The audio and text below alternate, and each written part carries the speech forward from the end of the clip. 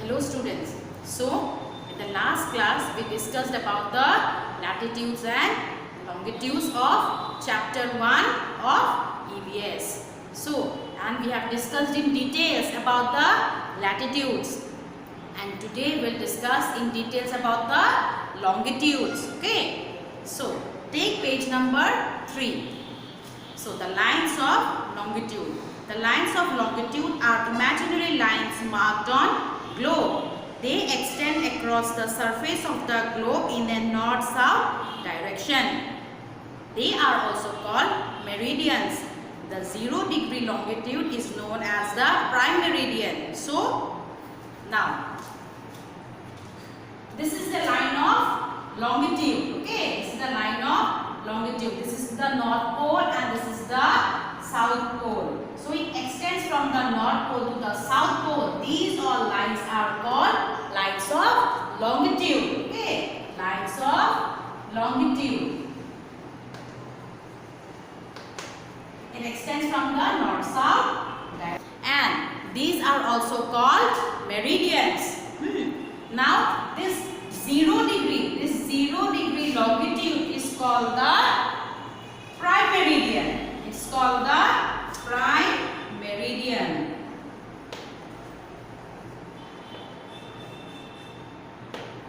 Okay.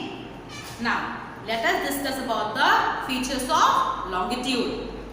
Number 1. The lines of longitude show the distance of a place east and west of the prime meridian. Now what are the places of the east and west?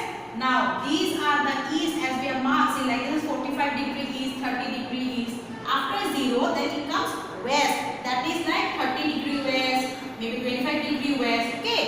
So we come to know about the places that is located in the east and west direction. Okay.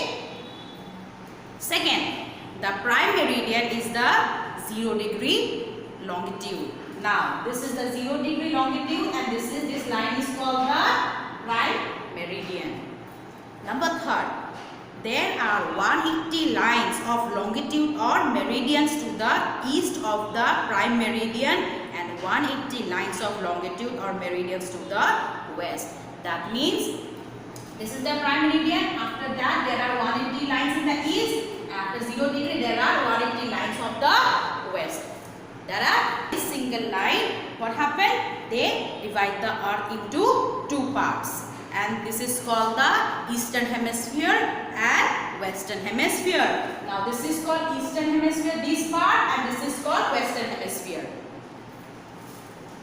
Number 5. The meridians to the east of the prime meridian are indicated by degree east, and the meridians to the west of the prime meridian by degree west. As you have seen, see, I have written, see, these all are like 45 degree east, 30 degree east, and here 30 degree west, 25 degree west. So these are east side and these are west side. Okay, these are west side. So these are mentioned by the degree east. Any degree like 20, 25, any degree, but it should be mentioned in degree east. This side and this side degree west. Clear? Now next point. The meridians are equal in length and forms semicircle and extend from north to south pole. So what happened? These the length of the longitudes from the north to south. Every longitude is equal in side length. Okay. Now these meridians are equal in length and these form the semicircles that extend from north to south. See, now north to south. Okay. Semicircle means half circle. From here one half circle and from this degree with 0 again half circle. So this is called semicircle. Now unlike parallels, next point, the unlike parallels, the distance between any 2 meridians is not equal throughout. They are spaced furthest apart at the equator and come closer as they approach the poles. They meet at the poles. Now the distance between the 2 meridians, suppose the distance between, have you seen that one coming in like this in from north to south pole up to north to south, and here again north to south, the second meridian, what happened? The distance, can you see the distance over here, this one distance and this one distance varies or not? It's happening as it reaches to the poles, the distance decreases. The distance decreases. See the less distance here, more distance. So it is not equal. Unlike the parallels. But in what happens in latitudes, the distance are equal because they are running parallel. They are running parallel in this way. So they never join parallel. Got it? But the longitudes they join at the poles. Clear?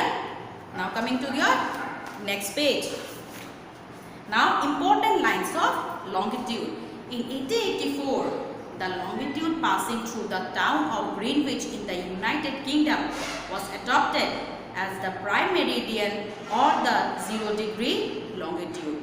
The local time at Greenwich is called the Greenwich Mean Time. The Greenwich Mean Time is used to calculate the meridians of other places on the earth and also the local time at those meridians. So, what happened? In 1884, the longitude have passed in the Greenwich, which is situated in UK, that is United Kingdom. So, it was adopted and it was marked as 0 degree longitude, and from that only the local time is calculated, and that particular local time is only called the GMT or Greenwich Mean Time. So, it is used to calculate the meridians of other places of the earth and also the local time of the meridian, like timing of the meridian. For about these Greenwich Mean Time is to calculate the timing of the locals and also also about the meridians of the other places. Okay, clear? Now coming to the international dateline, that is ITL. The international dateline roughly follows the 180 degree longitude. This imaginary line marks the border after which the calendar date is changed by the whole day. The places to the east of the international dateline are a day ahead of the places to the west of the international dateline. That is, if it is 20 October to the west of the international dateline, then it is 21st October to the east of the international dateline. So, this international dateline follows the 180 degree longitude. Now, where is the 180 degree longitude I have mentioned? This is the 180 degree longitude, as these used to meet each other, okay, the east and the west. So, by that only it is calculated. Have you seen this picture? So, this red color marked one is international dateline. It is straight, but at some point it is bulged out. Okay. So, why it is bulged out and why it is used? Now, I will tell you. Because what happened? It used to calculate the calendar date and used to tell how the date changed in a whole day. How it changed, I will tell you. Have you seen this east and west? This east and west is there. Have you seen? So what happened? Kindly look into the book. You will find it. The places on the east of the international dateline are ahead, okay, of the places to the west of the international dateline. That is, suppose if it is like 20th October in west of the international dateline, then it is 21st October in east of the international dateline. Again, one more example I will be giving you. Suppose it is like day 3 in west, then what it will be in the east? Then it will be 4 in the east. In what happened? In east, it is the day ahead. 1 step ahead. Okay. Now, have you understood? If you have not understood, kindly ask me in the next class. Now, let's come to the global grid. Now, we have discussed about the global grids in the very beginning of the chapter. The network formed by the intersecting lines of the latitude and longitude is called the global grid. Now, I've told you. So, now these are the longitudes. Have you seen? Now, latitudes also run in this way. It's not it. Latitudes. So these all are grids. These small boxes.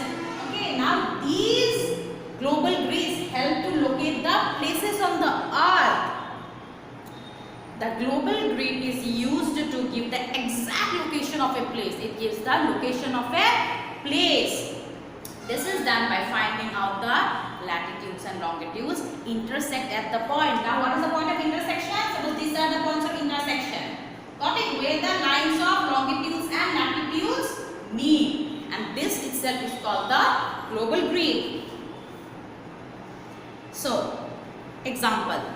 New Delhi is located at the intersection of latitude 28.6 degree north and longitude 77.2 degree east. So, its exact location is given by the coordinates 28.6 degree north and 77.2 degree east. So, let us take this example. Suppose I have drawn this diagram for you. I have drawn this diagram in a flat way. Okay, it's not in a globe in this way. Suppose these are also for make you understand. I just made this. Okay. So suppose we have to find out 28.6 degree north. Then what it will be? North. Now here 22, 24, 26, 28. So this is 28. Okay, 28. Now 28.6. So it will be marked here 26. 28.6. Okay. Now and longitude is 77.2. 77 here. Then 0.2 will be here somewhere. Okay. So if it is here, then it is marked here. Then it will go up to this line. So this will be the place where New Delhi is situated. Okay. This point. So in this way, it is calculated. Okay. So now it's time to sum up the chapter. Okay. So if you have not understood anything, kindly ask me in the next class, or you can call me in my personal number and ask me. Okay. So thank you.